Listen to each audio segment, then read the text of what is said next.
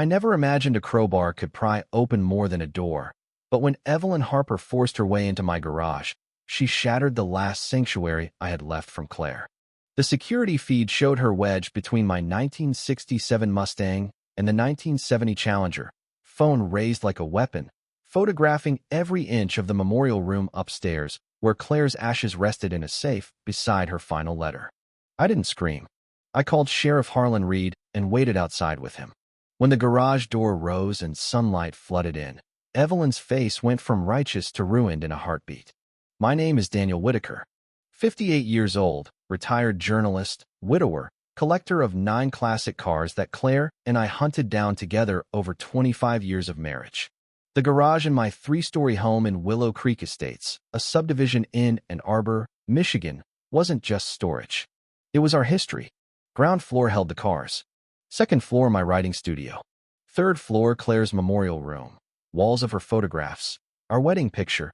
The safe with her ashes and the letter she'd written before the accident. Instructions to open only when the Mustang was restored. The trouble started Tuesday morning. Email at 8:30 from Evelyn Harper, HOA President. Mandatory inspection, 1247, Maple Lane. Complaints of commercial activity, 9 vehicles. I knew the bylaws. Section 7.3 required 72-hour notice and consent. No consent given. I replied at 9:15 citing the rule, demanding signed complaints. Silence. I was at Riverside Cafe, laptop open, mid-call with my editor about my book on automotive history, when my phone buzzed. Marcus Henley, neighbor and fellow car enthusiast. Daniel, Evelyn just crowbarred your side door. Recording now. Video attached. Evelyn in her signature navy blazer, crowbar from her SUV trunk, lock snapping at 1:52 p.m. She vanished inside. I closed the laptop. Sheriff Reed, I said when he answered, voice steady from years of deadline pressure. Trespass in progress. Video evidence. 8 cameras recording. Reed, 10 minutes. Stay outside. I drove home, feed live on my phone. Evelyn on ground floor, photographing cars. Second floor, rifling my desk, notebooks, research. Then the stairs to the 3rd floor. Door marked private, Claire's memorial room. She paused, then entered. Heart pounding. I watched her circle Claire's photos, snap the wedding picture, the candle, the safe. She tried the handle. Locked. She searched for a key. Reed's cruiser pulled up as I arrived. We watched together. Premeditation, he said. Crowbar from her vehicle. I hit the remote. Door rose. Sunlight poured in. Evelyn stood frozen between the Corvette and Porsche, phone raised, eyes wide as she saw us. Reed, step out now. Evelyn, official inspection. Complaints. Me. Denied 9:15 a.m. Email. Bylaw 7.3. Reed cuffed her. Trespass. Breaking and entering. Attempted burglary. She went pale. I thought. Reed. Thought wrong. But Evelyn wasn't done. As Reed led her to the cruiser, she twisted, eyes blazing. This isn't over. You'll regret this. Her voice cracked with desperation, the sound of someone realizing their empire was crumbling. Marcus appeared, phone still recording. Got it all, Daniel. From crowbar to cuffs. Reed took statements. I showed him the feed, Evelyn prying the door, searching drawers, entering the memorial room, trying the safe. He paused the video at the safe. What's inside? Claire's ashes. Her letter. His jaw tightened. Attempted burglary of human remains. This just got federal. Evelyn overheard, face collapsing. I didn't know. Reed, you broke in. You tried the safe. Intent is clear. Her lawyer arrived within minutes. Silver-haired, expensive suit, voice smooth as oil. My client believed she had authority. HOA bylaws.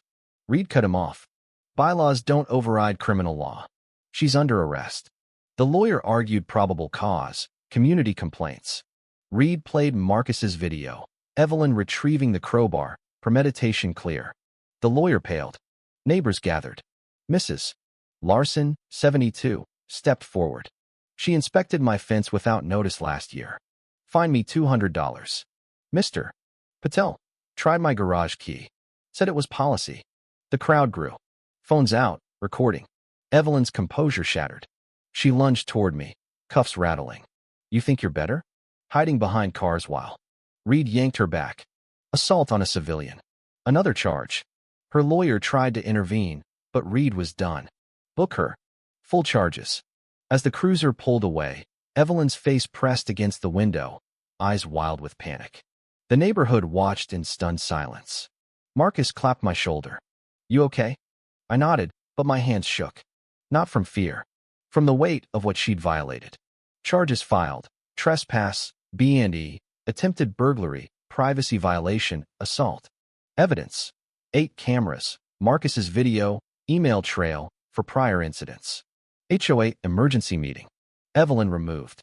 New bylaws, 72-hour notice, consent, third-party inspectors, oversight committee. Plea deal, 6 months probation, $5,000 restitution, 5-year HOA ban, ethics course. I finished the Mustang. Read Claire's letter on the Pacific Coast Highway. Ashes scattered at a vista she'd loved in photos. Drove home lighter. Garage reclaimed.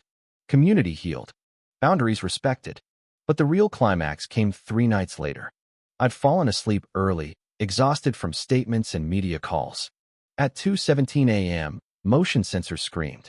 I bolted upright, phone glowing, camera 7, memorial room. Evelyn. Back. Hoodie, flashlight, alone.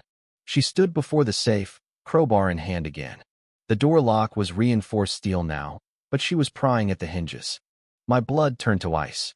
I hit 911. Repeat trespass. Same suspect. Armed with crowbar. Reed was there in 7 minutes. Lights off, silent approach. I watched live as he crept through the side door I'd left cracked. Evelyn never heard him. Reed, drop it. Hands up. She spun, crowbar raised. For one terrifying second, I thought she'd swing. Reed's taser crackled. She dropped, convulsing. Cuffs. Miranda. Attempted burglary with intent to destroy evidence. Her lawyer arrived at dawn, frantic. Bail revoked. Trial fast-tracked. The safe held Claire's letter and a USB drive I'd added after the first break-in. Every HOA email, every complaint, every threat. Backup of the conspiracy. Evelyn's empire ended in a courtroom. Guilty on all counts. 18 months prison. $10,000 restitution. Permanent HOA ban. I scattered the rest of Claire's ashes at Big Sur, Mustang purring beside me. The road stretched endless, wind carrying her laughter. Garage lights glow soft now. 9 cars gleam. Memorial room candle burns every Sunday. Boundaries sacred. What about you? Ever defended sacred space against authority? Ever turned violation into victory? Share below. Where do you stand when power invades privacy? When grief demands justice? Your story matters. I read every one.